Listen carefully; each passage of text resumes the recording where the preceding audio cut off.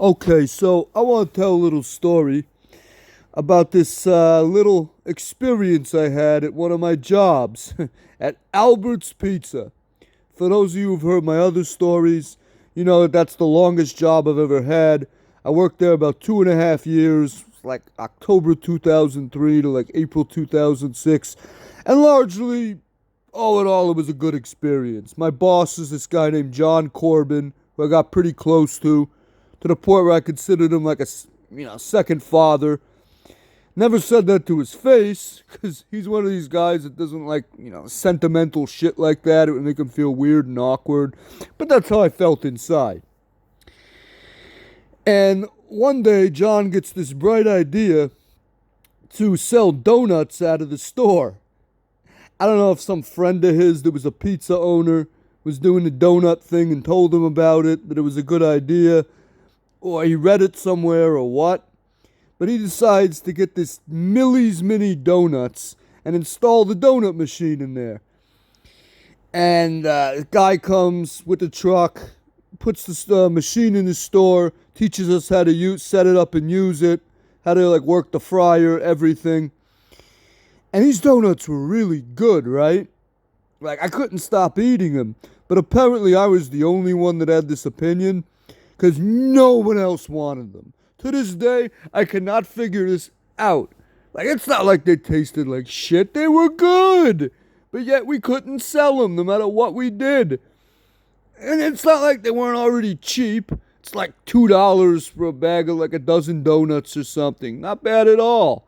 But yet nobody wanted them. Like, sorry, bro. No, I don't want any donuts. I'm not interested. So then finally, now of course I only did this when John wasn't at work because he was a cheapskate. Probably the cheapest person I ever worked for. He would have had a shit fit if I tried to give anyone a discount. But I started giving him discounts. Like, okay, half off. $1 for a dozen. Take them for $1. Sorry, bro. Still don't want them. Why? Like, come on. Like, they're $1. Sorry. I just want pizza. I want any donuts. Jesus Christ. And then finally it got to the point where I was literally giving them away. Well, I tried to give them away and nobody would take them. Like, here, just take a free bag of Millie's donuts. Take 5 free bags. I can't sell them. Just take them. Sorry. Still don't want it. God damn, what is wrong with you? Fucking donate them to the homeless or some shit. Or feed them to your dog. Just take them. I still wouldn't. So, finally, John realized this was not working, and he gets rid of the donut machine. Yeah, and I think it lasted all of about maybe 3 or 4 weeks. Yeah, that was it. And this guy, right, I think his name was Steve. This was the installer guy that would bring it into the store. You know, like I said, he'd teach us how to use the machine and all that, setup. And he seemed like a nice guy, a cool guy. We talked to him, got to know him a little bit. He was in the store a number of times. Like, whatever. And then, like, a few months after we get rid of the donuts, I come into work, walk in the store, and John's practically in a panic, right? Like, David, come here right now. Come here, get over here. You gotta see this. You gotta see this. What, John? What's up? What happened? The Newsday. Look at the Newsday right here, the article. There's a Newsday sitting on the counter. Like, right there, that article. And I start looking at it, and he goes, you recognize that guy? And I'm looking for a second, and I'm like, he looks familiar.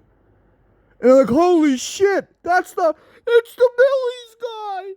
It's the Millie's Mini Donuts guy. And I look at the headline. It says, like, local man arrested in the 37 bank robberies. I'm like, holy shit. The Mini Donuts guy is a fucking serial bank robber? This guy was, like, one of the worst bank robbers in the history of New York. Donut machine installer moonlighting as a bank robber. Holy shit. Like, you cannot make these things up. Really. But yeah, that was my little story. about the time at Albert's Pizza, my boss John decided to sell donuts, which of course was an epic fail. We couldn't sell a bag.